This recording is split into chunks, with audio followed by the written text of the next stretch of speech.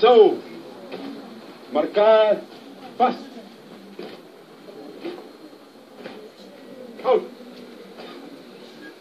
Uma subdelegação é uma casa onde se reúnem os comitês de ação, a OMA, a JMPLA e a OPA. Mas reúnem-se para quê? Reúnem-se para discutir os problemas do nosso movimento em particular e da nação em geral. Pois que precisamos de nos organizar, precisamos de estar juntos para debate de ideias, para troca de impressões, porque só daqui é que podem sair as ideias justas e corretas que irão orientar o movimento e o movimento os destinos da nossa pátria. Camaradas, já muito sofremos e o grande dia se aproxima. É necessário organização. Os camaradas aqui terão que se organizar para nos prevenirmos, porque a nossa terra é muito rica. A nossa terra é um rebuçado que apetece o mundo.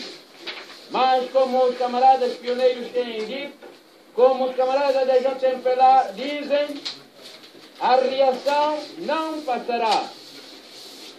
E a reação são exatamente esses senhores que vêm na nossa terra um rebuçado, e para adquirirem este rebuçado não se importam mandar matar. Tuliongila vupalo kulingati pana tupopye echitili komutima wetu ndibasuka nacho palo chilongo cheli chende nawo yapalo chilongo chende nawa chasuka onthu athu okukala nono ndungu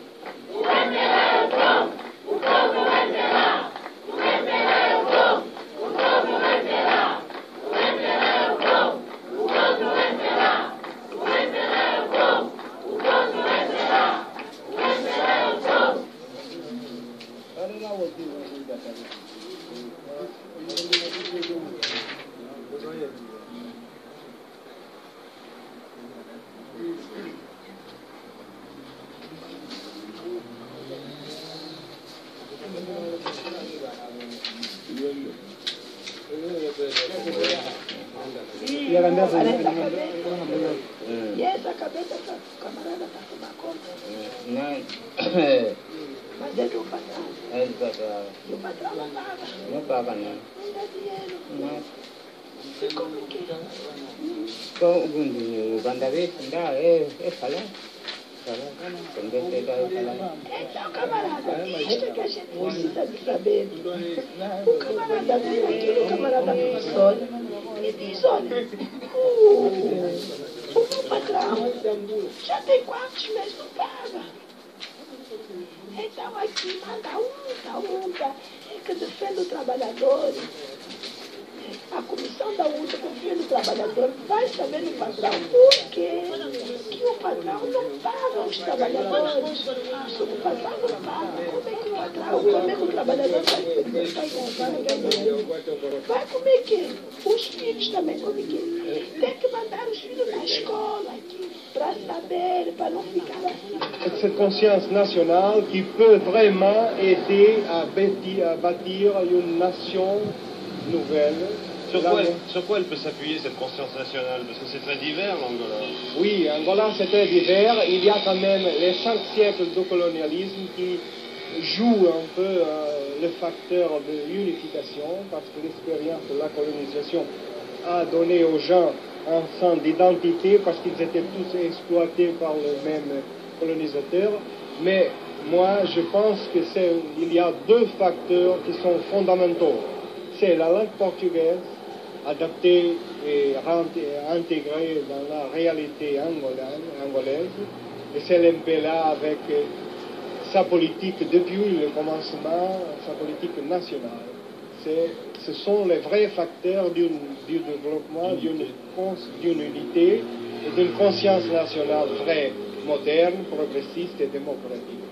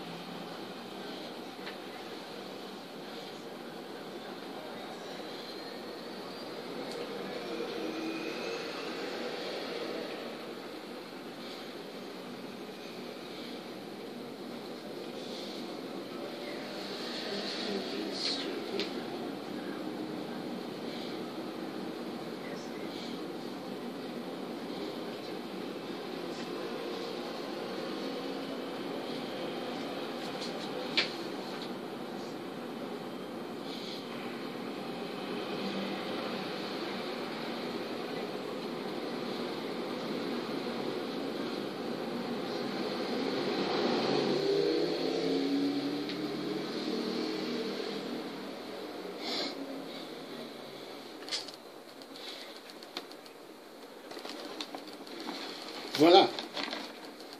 Donc nous avons suivi ça.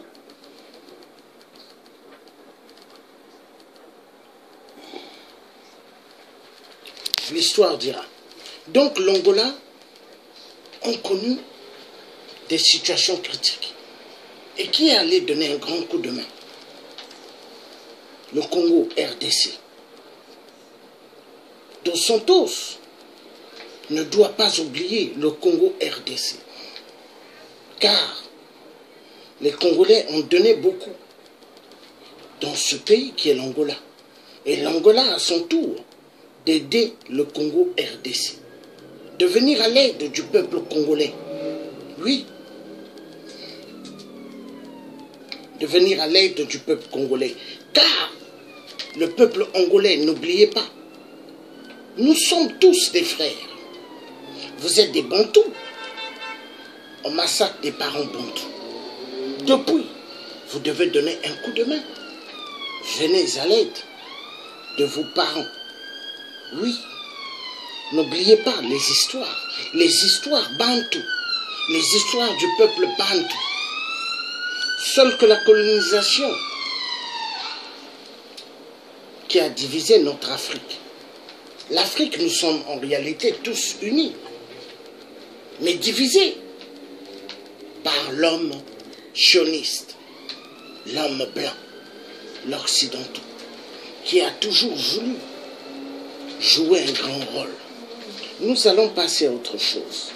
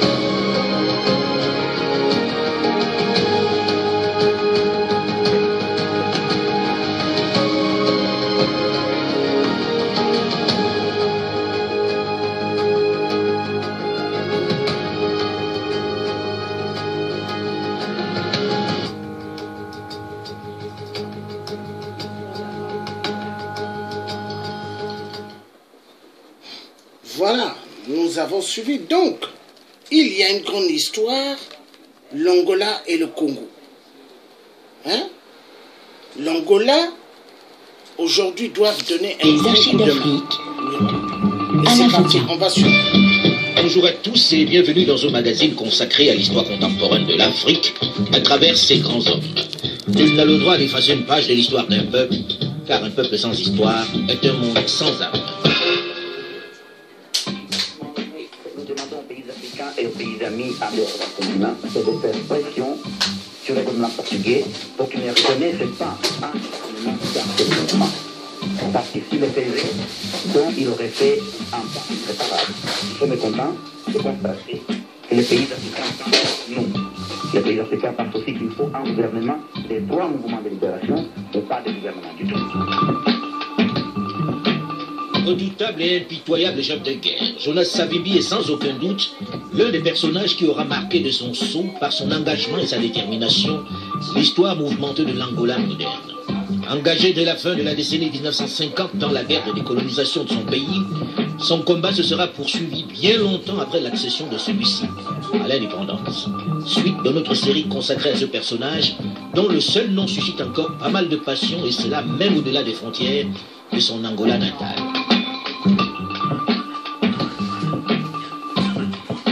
Lorsque ce 11 novembre 1975, l'Angola accède à l'indépendance, elle est déjà confrontée à un autre problème. Les trois importants mouvements qui se sont battus pour l'obtention de cette souveraineté internationale ne sont pas du tout d'accord. Le MPLA d'Agostinho Neto, le FPLA de Roberto Holden et l'UNITA de Jonas Savimbi vont, après d'âpres négociations, accepter de signer les accords d'Alvor qui préconisent un gouvernement d'union nationale. Et ce gouvernement va aussitôt voler en éclats. Les désaccords et la méfiance sont trop importants.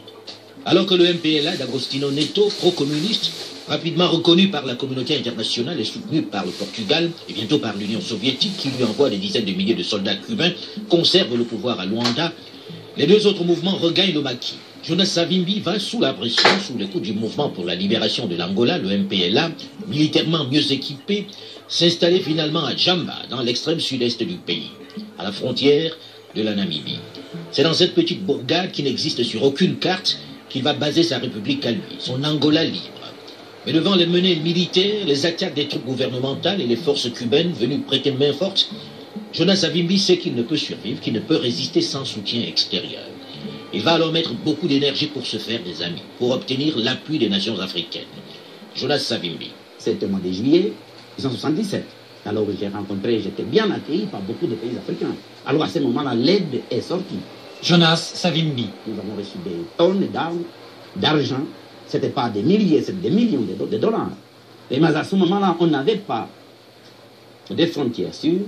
On ne pouvait pas utiliser les Zaïre. On ne pourrait pas utiliser la Zambie. Donc nous avons dû demander aux Sud-Africains s'ils pourraient accepter notre aide et les passer à l'intérieur. Ils ont accepté. Par la Namibie. Par la Namibie. Donc quand les Sud-Africains ont vu qu'énormément de pays africains, des pays arabes, des pays européens même, aidaient l'UNITA, alors ils pensaient, ils étaient nos voisins. Alors ils ont dû aussi suivre. Ça c'est le premier point. Vous dites que vous avez eu l'accord à ce moment-là d'un certain nombre de pays africains. Vous ne pouvez pas dire qui? Non, je ne peux pas le dire parce que d'abord notre lutte continue et certains de ces pays continuent à nous soutenir. Pas question donc pour lui d'exclure du champ de ses soutiens potentiels le régime d'Afrique du Sud qui règne en maître dans la région et qui tient la Namibie. Pretoria va lui apporter son aide parce que l'Afrique du Sud veut également repousser le communisme qui représente pour elle une menace. Monsieur Paolo Gatto, on a beaucoup entendu Jonas Savimbi, dont vous étiez l'un des proches dès la première heure, l'un de ses fidèles lieutenants, fustiger le communisme et vanter le bloc occidental capitaliste. Jonas Savimbi était-il vraiment le libéral qu'il présentait? Votre mouvement, l'UNITA, était-il réellement aussi anticommuniste qu'il le prétendait? Bon, ça c'est une question très très sérieuse.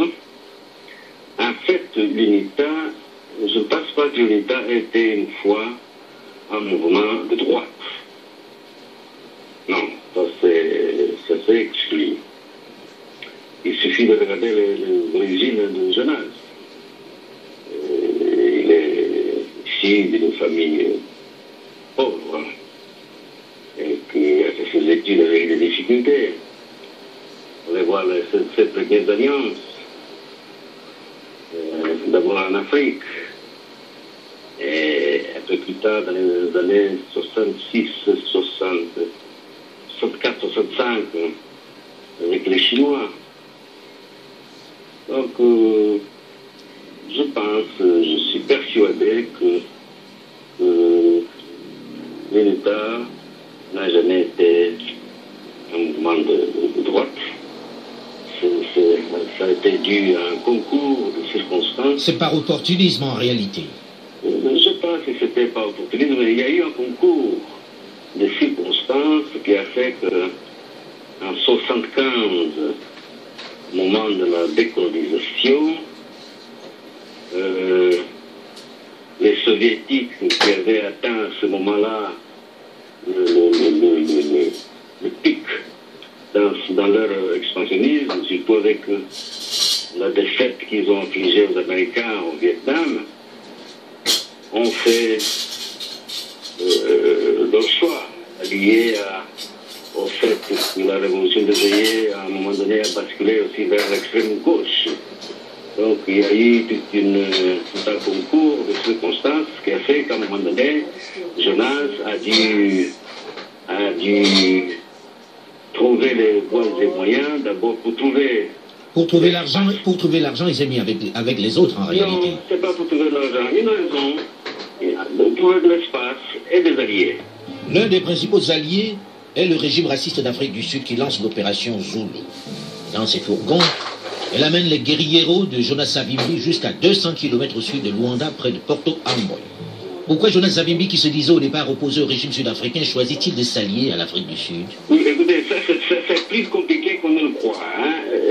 À un moment donné, on s'aperçoit qu'il y avait d'un côté les Cubains, de l'autre côté les Sud-Africains, dans le sud.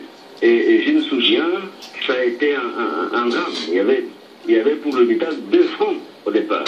C'est après, quand c'est un chef d'État qui est l'ex-chef d'État, qui est toujours vivant, l'ancien président de la Zambie, Kenneth Kaunda, est venu voir Jonas, il signifiait qu'il ne fallait pas combattre les Sud-Africains dans le sud. Parce qu'il s'agissait là d'une stratégie des puissances occidentales et que lui, Kaunda, était chargé de conduire, de chercher à expliquer, si vous voulez, à Jonas quelles étaient les raisons de l'intervention des Sud-Africains. Donc les Sud-Africains sont intervenus, pas sur demande de l'UNITA, loin de là. D'ailleurs, l'UNITA était le plus petit mouvement parmi les trois. Donc on a su par Kaunda que l'intervention sud-africaine faisait partie d'une stratégie encouragée par les Américains. Ça veut dire qu'à aucun moment vous ne faites vraiment le choix de vous mettre avec les Sud-Africains, mais en réalité, on vous dit de vous mettre avec les Sud-Africains. On nous dit que les Sud-Africains n'étaient pas un adversaire, un ennemi, mais ils étaient un allié, même des circonstances. Mais cela ne vous a pas gêné, ce régime qui était combattu par la plupart des nations africaines, qui était un régime d'apartheid? Nous avions dans nos bases à l'époque des ex-combattants de la SWAPO qui étaient avec nous. Il faut préciser que la SWAPO, l'organisation du peuple du sud-ouest africain, était le mouvement de la résistance en Namibie. J'ai été chargé par le président Savimbi d'aller voir nos amis de la SWAPO pour leur expliquer, pour leur dire exactement qu'est-ce qui se passait. Et j'ai été chargé d'aller quelque part dans le centre du pays où on a trouvé une région dans laquelle nos SWAPO ont été placés. Donc, comme vous le dites si bien, on n'a pas choisi le soutien sud-africain, mais ça faisait partie de la stratégie des puissances occidentales à un moment donné.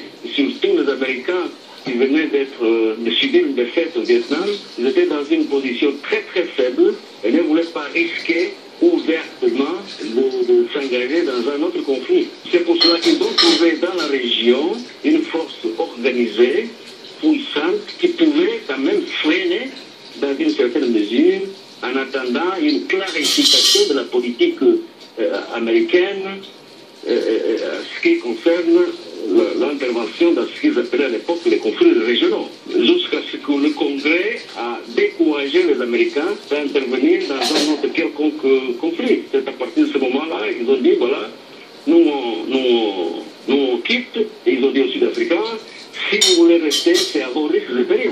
Et c'est à ce moment-là que les Sud-Africains ont dû quitter, eux aussi, je crois qu'en février 1976.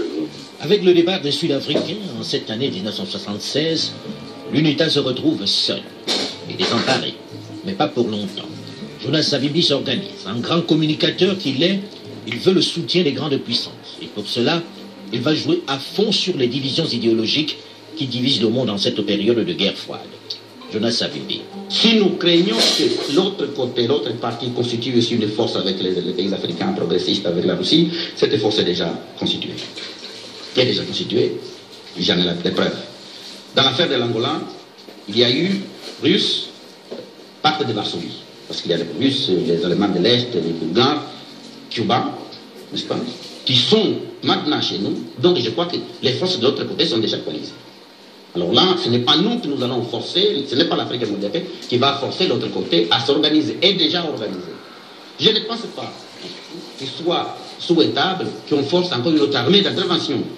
Il faut quand même qu'on montre qu'il y a une volonté. Chaque fois que la Russie et les Cubains interposés essayeraient de déstabiliser un pays africain, alors qu'il y a une volonté africaine, d'abord, et qu'il y a aussi l'amitié des autres pays qui nous aideraient à contrer cette expansion.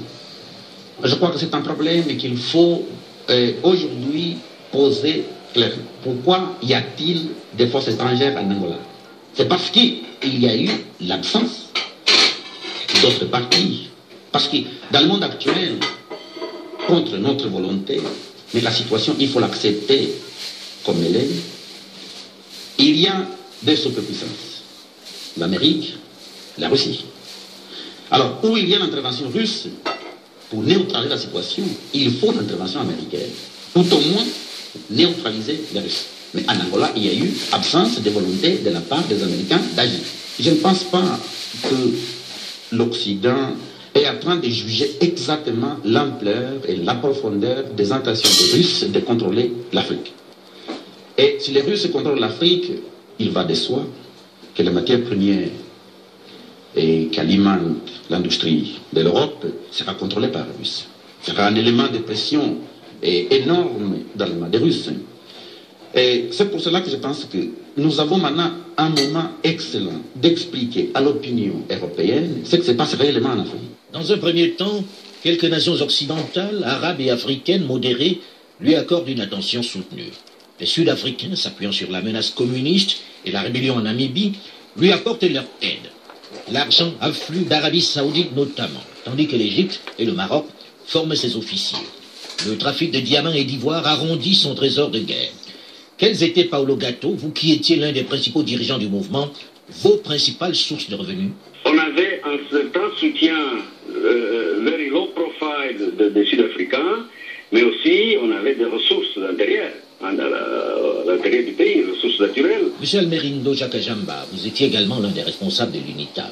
On a souvent dit que votre mouvement, dans cette période, vivait du braquage, du rançonnage des populations dans les régions que vous teniez. Absolument. Ce type de guerre, de résistance, on ne peut pas le faire sans vraiment le soutien, l'appui de la population à tous les niveaux. Au niveau du ravitaillement pour les soldats, la perte des populations et au niveau aussi de l'information surtout. Et cette information, elle est seulement possible quand tu as vraiment le soutien, l'appui des populations. Mais est-ce que ces populations n'étaient pas sous votre pression? Est-ce qu'il n'a pas été un peu dictateur pendant cette période, le président Jonas Savimbi, vis-à-vis des populations où vous étiez installés? Bien, on ne peut pas faire mener au bout une guérilla pendant des années, parce que ça a pris 16 ans jusqu'à ce qu'on arrive aux accords, sans le soutien de cette population. C'est vrai qu'il faut aussi une philosophie, et il faut l'éducation pour les forces armées. Les guerrieros doivent être comme un poisson dans l'eau. Si on crée une ambiance hostile, on ne peut pas mener au bout, parce que là, c'est vraiment une autre société, c'est vraiment un autre contre-temps qui est en train de se créer. Alors il a fallu quand même très habilement faire de telle façon qu'on puisse mériter le soutien des populations. Il y avait aussi le trafic des diamants qui vous procurait de l'argent. Les diamants, il y en avait quelques. C'est-à-dire, dans les zones où nous étions, il y avait quelques diamants. Et le diamant, c'est vraiment aussi une source pour appuyer les activités à ce moment-là. Il fallait à tout prix de survivre avec les moyens qu'on pouvait avoir.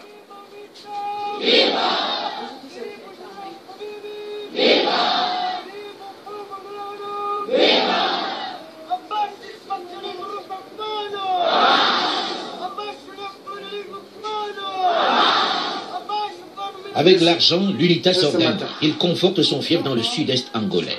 Son armée s'équipe et se forme. Il faut des guerrieros qui savent pourquoi et contre qui ils se battent. La formation idéologique occupe une place importante. Dans la conversation, nous avons deux parties.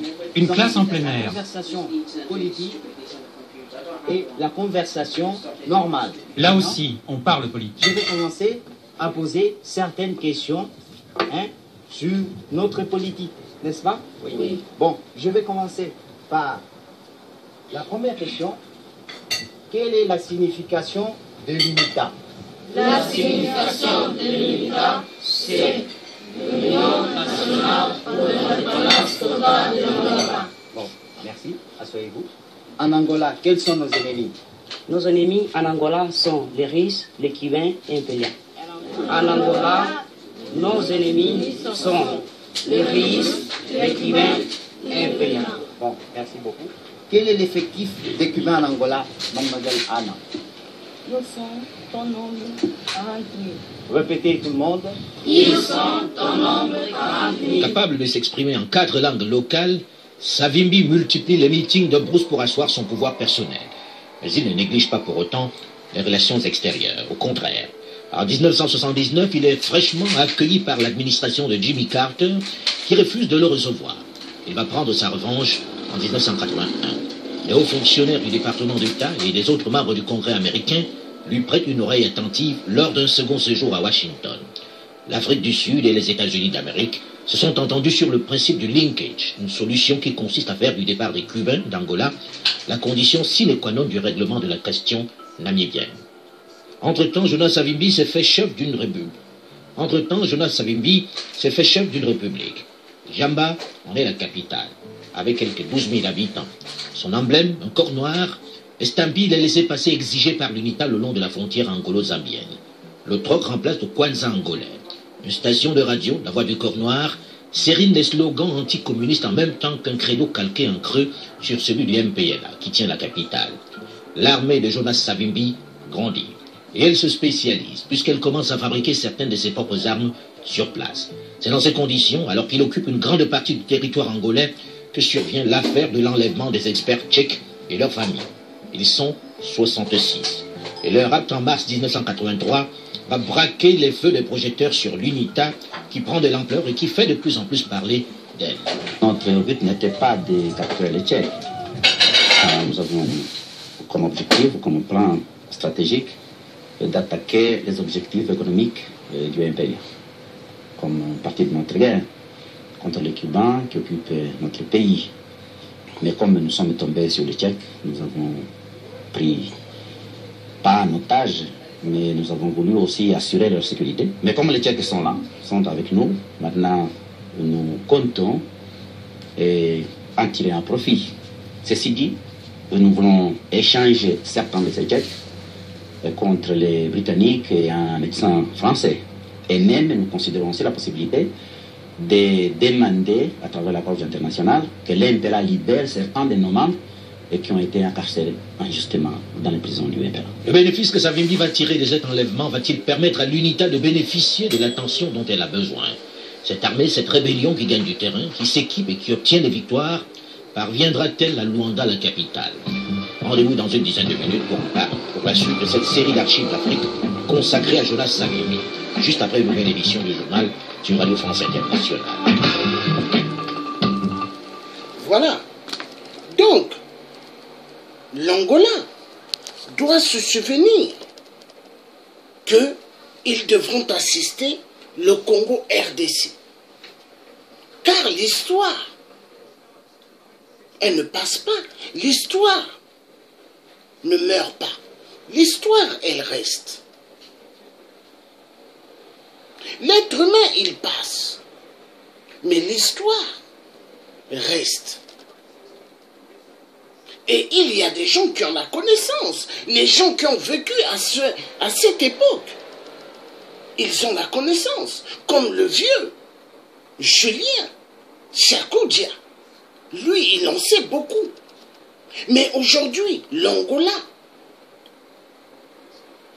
de Santos doit venir à l'aide du Congo RDC. Car l'Angola a envoyé à l'époque une grande troupe pour aider 8% Sassou Nguesso, celui qui n'a pas gagné aux élections au Congo-Brazza. Mais l'Angola doit faire autant d'aider le peuple congolais de sortir de l'emprise de Hippolyte Kanambe, qui massacre immensement le peuple Congo. Oui, Hippolyte Kanambe massacre immensement le peuple Congo. Nous allons suivre maintenant un autre truc, l'Angola, un pays immensement riche côté pétrole. Le boom pétrolier a rapporté immensement. Mais est-ce que le peuple, ils ont eu vraiment leur part? Est-ce que le peuple en Angola s'en sortent-ils ou vivent-ils dans une misère catastrophique? Le peuple souffre en Angola. Le peuple souffre immensement. Mais est-ce que c'est ça vraiment? Hein? Comment ça se fait l'Afrique immensement riche? Mais les peuples souffrent. Il faut que ça change. Il faut que ça change. L'Afrique est immensement riche. La victoire sera bientôt entre nos mains. Mort au MPLA!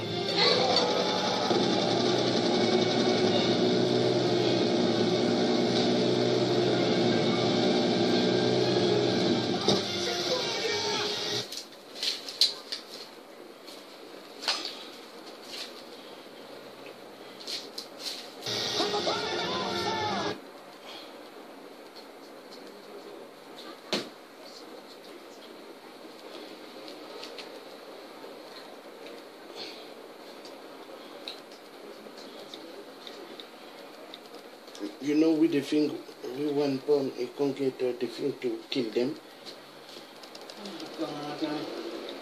Yeah, but you need to do that. Look the way you can take your thing properly.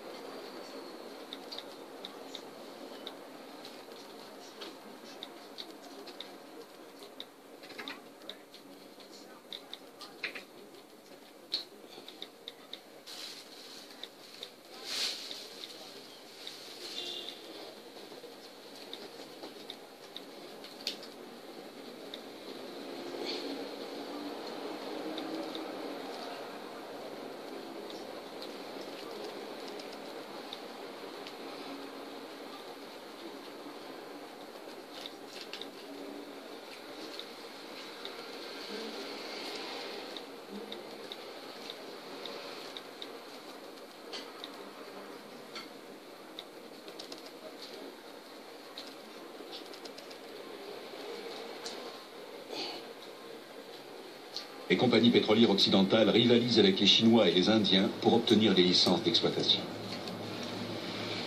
Depuis juillet 2005, ces plateformes sont la propriété de la compagnie pétrolière nationale angolaise Sonangol. Auparavant, elles appartenaient à la société française Total, qui les avait construites en 1985. On peut y extraire du pétrole pendant encore 10 ans.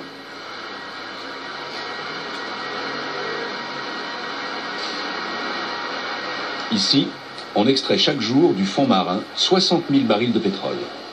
Un baril équivalent à 159 litres, ce sont près de 10 millions de litres qui sont produits quotidiennement. Les Angolais ont donné des noms d'animaux aux monstres métalliques. C'est ainsi que les hommes travaillent sur des plateformes antilopes ou buffles. D'autres, cependant, portent de mystérieuses abréviations.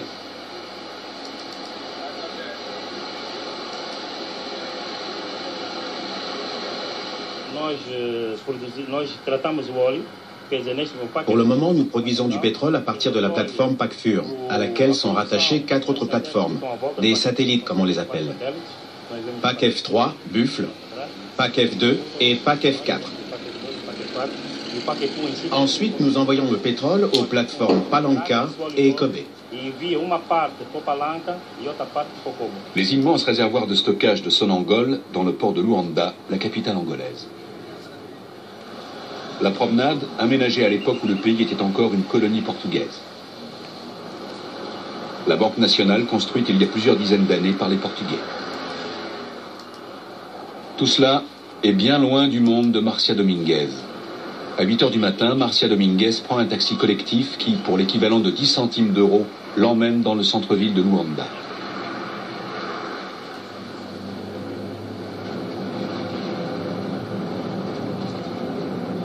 La jeune femme a 20 ans et est mère de 2 enfants. Elle vient du sud de l'Angola. À 14 ans, elle a arrêté l'école. Les vendeuses des rues comme elle travaillent illégalement à Luanda. Des femmes montrées du doigt et chassées par la police. La concurrence est rude. Chaque rue a son contingent de vendeuses, chacune veillant scrupuleusement à ce qu'il soit respecté.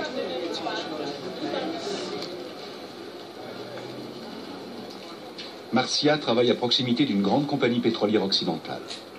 Quand elle arrive à gagner 6 euros par jour avec les boissons qu'elle a achetées au supermarché, elle s'estime heureuse. Elle a le temps de rêver.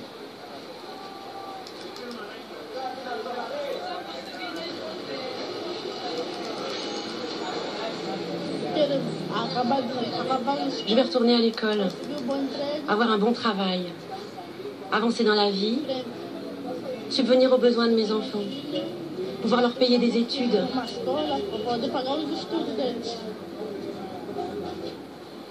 Un rêve peu probable.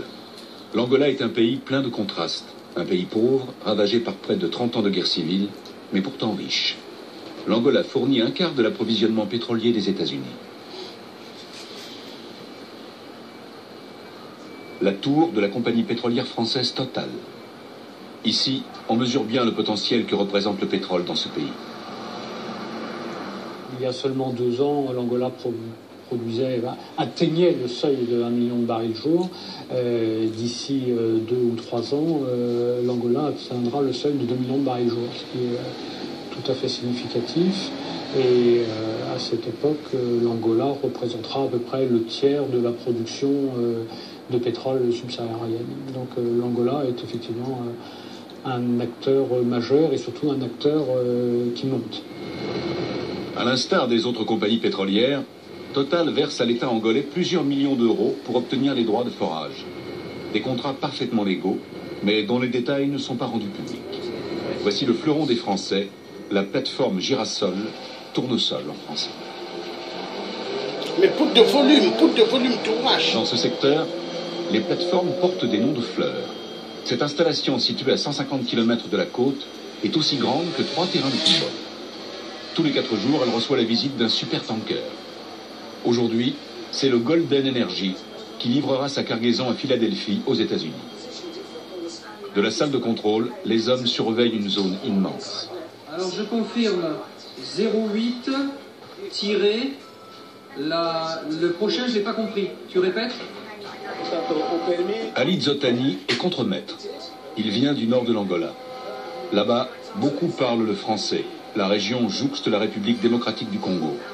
Sur le Girasol, la langue de travail est le français. Une vie quelque peu insolite, même si Ali Zotani voit ça tout autrement. Pour faire court, je dirais que la vie ici est tout à fait normale. On vit tous ensemble, Européens, Africains et Asiatiques. On travaille par roulement. Pour certains, c'est 2 semaines en mer, 2 semaines à terre. Pour d'autres, c'est 1 mois à bord, 1 mois à la maison. Le Girasol constitue le cœur d'un gigantesque champ pétrolifère. 2 pipelines en partent, l'un de 10 km, l'autre de 18, chacun dans une direction opposée. Des conduites entièrement sous-marines. Une plateforme d'approvisionnement est temporairement arrimée à la structure. Elle prépare l'arrivée d'une seconde installation de forage de la même taille que le Girasol. 16 ancres géantes maintiennent le girasol au fond de la mer. Ici, le fond marin est à 1500 mètres de la surface. Seuls des robots peuvent travailler à une telle profondeur.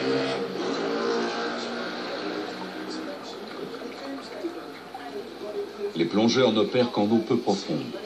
Ici, l'une des gigantesques ancres en surface, juste avant qu'elle rejoigne le fond marin. Le girasol n'est pas à proprement parler une plateforme classique, mais plutôt une immense structure flottante qui pèse plusieurs millions de tonnes.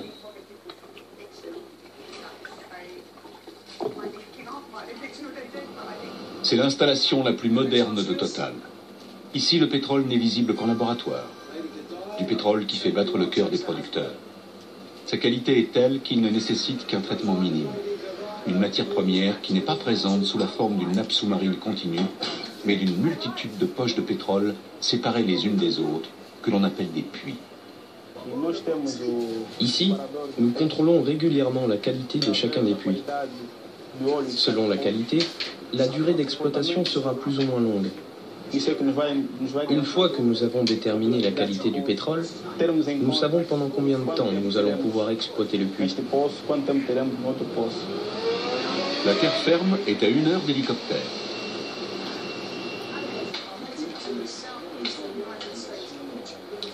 Philippe Derrien est responsable du champ pétrolifère, en tout cas pour un mois. Comme les autres, il travaille en alternance avec un collègue. L'homme dirige une équipe de 160 personnes composée exclusivement d'hommes. Ok. Bon, on verra ça dimanche. C'est en 1996 qu'on a découvert du pétrole dans cette zone. Cette structure est arrivée en 2001 et l'installation a véritablement commencé à produire des hydrocarbures le 4 décembre 2001. Et nous sommes ici en principe pour encore 15 à 20 ans. Les réserves s'élèvent à plusieurs millions de barils. Ce que je peux vous dire, c'est que jusqu'à maintenant, nous avons produit 500 millions de barils en 4 ans, ce qui est énorme. Notre rythme de production est très soutenu. Une installation qui fonctionne 24 heures sur 24, 365 jours par an. Montant des investissements, 2,4 milliards d'euros.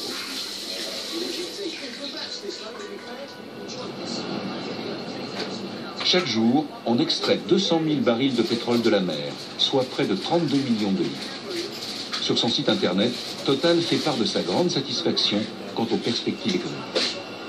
Les Français sont présents depuis un demi-siècle. Aujourd'hui, ils doivent faire face à une concurrence de plus en plus acharnée, notamment de la part de la Chine qui est partie à l'assaut du marché. L'Afrique, je crois, une terre qui est aujourd'hui recherchée par beaucoup de sociétés, pas seulement les Chinois, mais aussi les sociétés américaines cherchent aussi à diversifier leurs approvisionnements et l'Afrique est un territoire de diversification, je crois, pour tout le monde. Total réalise déjà un tiers de sa production pétrolière sur le continent africain, une proportion qui est amenée à augmenter.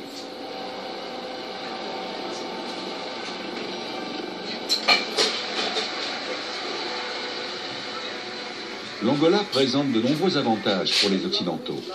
Une production offshore, gage de tranquillité, l'absence de menaces terroristes ainsi qu'un gouvernement conciliant.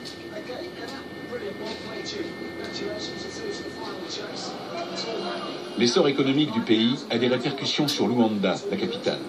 La circulation automobile est menacée chaque jour un peu plus de paralysie.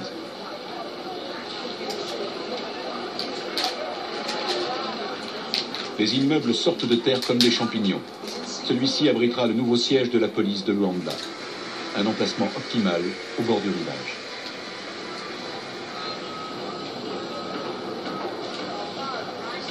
Et voici le nouveau quartier général de la compagnie pétrolière nationale Sonangol, juste à côté de l'ancien siège. Au milieu de ce chantier, des bâtiments laissés à l'abandon, vestiges de la guerre civile. À quelques kilomètres du centre-ville, sur une presqu'île, un bidonville qui porte le curieux nom de Panorama. Les blocs de béton au premier plan font office de toilette.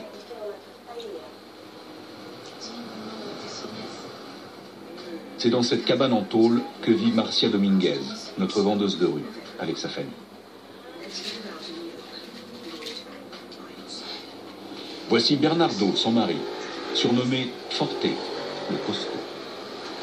Avec ses 6 € par jour, quand les affaires sont bonnes, Marcia est la personne qui rapporte le plus d'argent à la maison.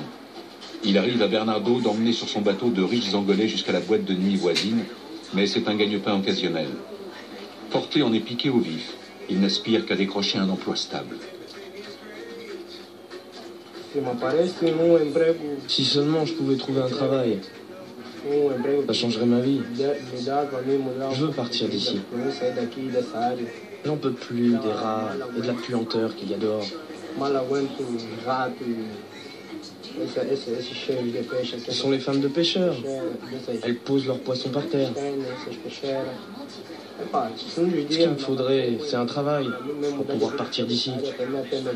Ce serait bien, c'est tout ce que j'ai à dire. Les petits poissons argentés sont posés à même le sol, juste à côté des ordures. L'eau que ces femmes utilisent se passe de tout commentaire. À l'arrière-plan, le port grouillant d'activité de Luanda. Ici, plus près de nous, des vies qui s'étirent. Certains ne connaissent presque rien de leur pays. La cliente de la coiffeuse ne sait pas qu'Eduardo dos Santos, le président socialiste acquis désormais au capitalisme, est en poste depuis 27 ans. Quant à la guerre civile, elle semble ignorer qu'elle est finie depuis 4 ans. J'avais pas d'intention de rester ici, mais je pouvais pas retourner dans ma province parce que il y avait la guerre là-bas. Je pense que j'y retournerai quand le calme sera revenu. Quand la guerre s'arrêtera, je retournerai là-bas. Mais je sais pas quand elle finira.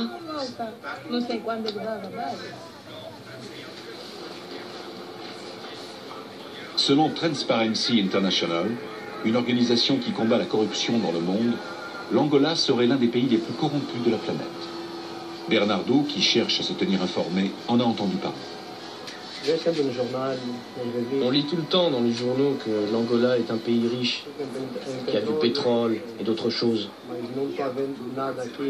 Mais à nous, ça ne rapporte rien. Ils nous ont promis une maison, mais on ne voit rien venir. C'est dur de sortir du bidonville. Il n'y a pas longtemps, ça a brûlé de l'autre côté. Une cabane a été complètement détruite. Et au lieu de donner aux gens une nouvelle cabane, voire une maison, on les a relogés dans une tente. Et tout laisse à penser que les choses ne sont pas près de changer pour les habitants de la cabane numéro 528 du bidonville Panorama. Si Dieu le veut, je pourrais reprendre un jour ma scolarité. Enfin, je sais pas. Qui sait? Peut-être même que je trouverai un travail et que je pourrai subvenir aux besoins de notre famille. Sur les 15 millions d'habitants du pays, un quart vit désormais à Luanda, une population chassée de chez elle par la misère. Derrière cette porte anodine se trouve l'une des rares organisations qui osent critiquer la situation scandaleuse en Angola.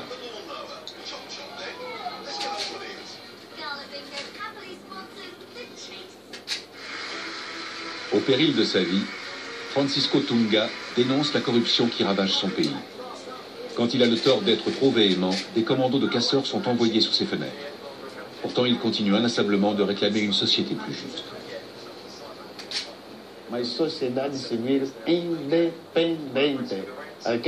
Je voudrais une société civile indépendante.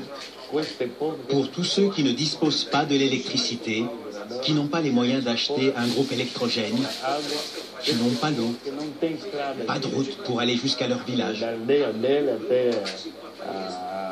C'est pour ces gens-là que je parle. Ces gens-là représentent la majorité des Angolais, des gens pauvres. Ce pays, l'un des plus riches pays du continent africain, a l'une des populations les plus pauvres. L'Angola possède également l'une des élites économiques les plus restreintes, mais aussi l'une des plus riches du monde.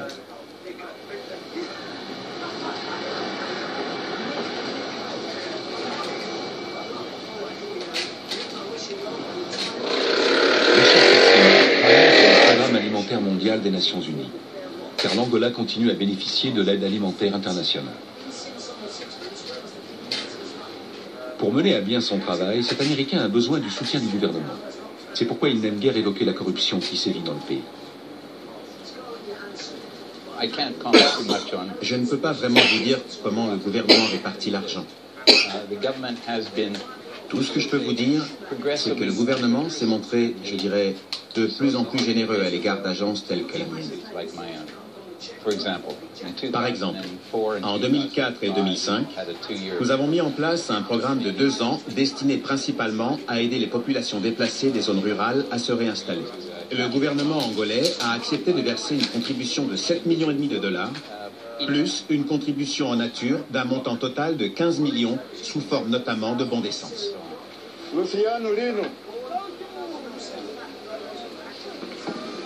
Dans les campagnes, le fossé entre riches et pauvres est particulièrement flagrant. Le village de Xingu, dans la province de Quito, au centre du pays. Des centaines de villageois sont venus ici pour recevoir une aide alimentaire.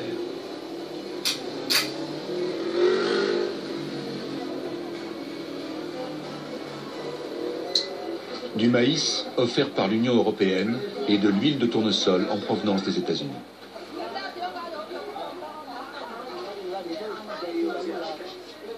En Angola, l'espérance de vie moyenne d'un homme est de 39 ans, celle d'une femme de 42 ans.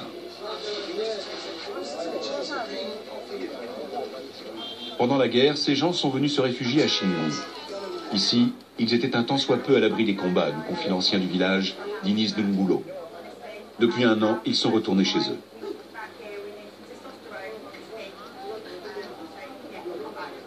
Il y a longtemps, à l'époque où il y avait la guerre, ces gens sont venus chez nous, à Xingu. Aujourd'hui, ils sont retournés chez eux, dans leur petit village. Mais ils n'ont ni engrais ni semences. C'est pourquoi ils ont besoin d'aide. Les Nations Unies et l'Union européenne ne sont pas les seuls à aider. De nombreuses compagnies pétrolières occidentales ont mis en place des programmes destinés à soutenir la population angolaise.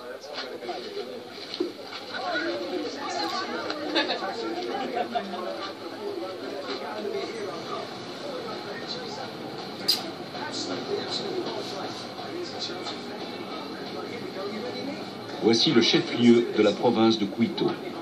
Pendant la guerre civile, qui a duré presque 30 ans, c'était un fief des rebelles, politiquement orienté à droite.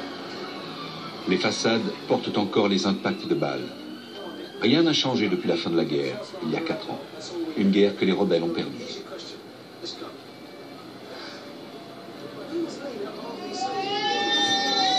L'hôpital public, la salle où l'on soigne le paludisme. Un modeste hôpital vaut mieux que pas d'hôpital du tout. Autrefois, ces enfants n'auraient eu aucune chance. À présent que la paix est revenue, les habitants ont accès aux soins médicaux.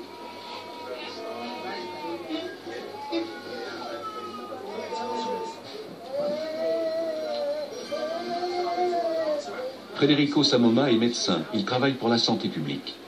L'homme de 44 ans sait bien que la plupart des parents ignorent de quoi souffrent leurs enfants.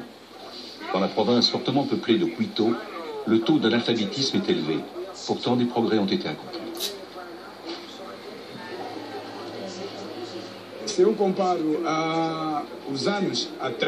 En ce qui concerne le paludisme, si l'on compare la situation actuelle avec celle d'il y a quelques années, on peut dire qu'il y a eu des progrès.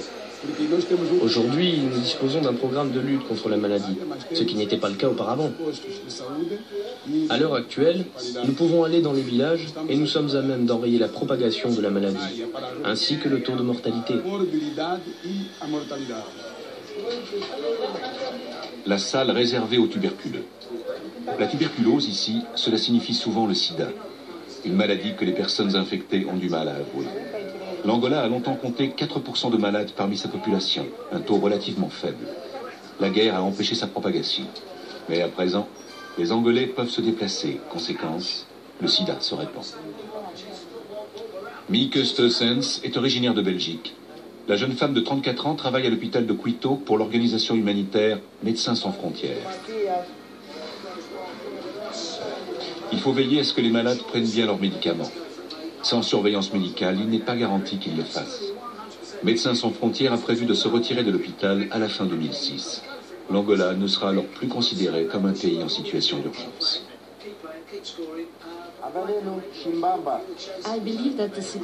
Je pense que la situation à Quito s'améliore. Mais nous n'avons pas encore pu intervenir dans tous les villages. Nous faisons face à un afflux massif de patients qui viennent d'endroits isolés et sans accès à l'hôpital jusqu'alors. On est en train d'ouvrir ce genre de lieu car les routes sont déminées à présent. Nous pouvons aller chez eux et ils peuvent venir ici plus rapidement. Il y a davantage de moyens de transport. Il n'empêche que les cas de tuberculose sont encore nombreux en Angola. Selon moi, la situation sanitaire ne s'est pas améliorée, mais voilà. L'accès aux soins est facilité. Le cas de la tuberculose, elle est vraiment beaucoup élevée en Angola. Mais l'Angola n'est pas un pays pauvre, immensement riche. Le pétrole et certaines pierres précieuses que l'Angola a. Mais comment l'Angola peut être un pays pauvre pendant qu'il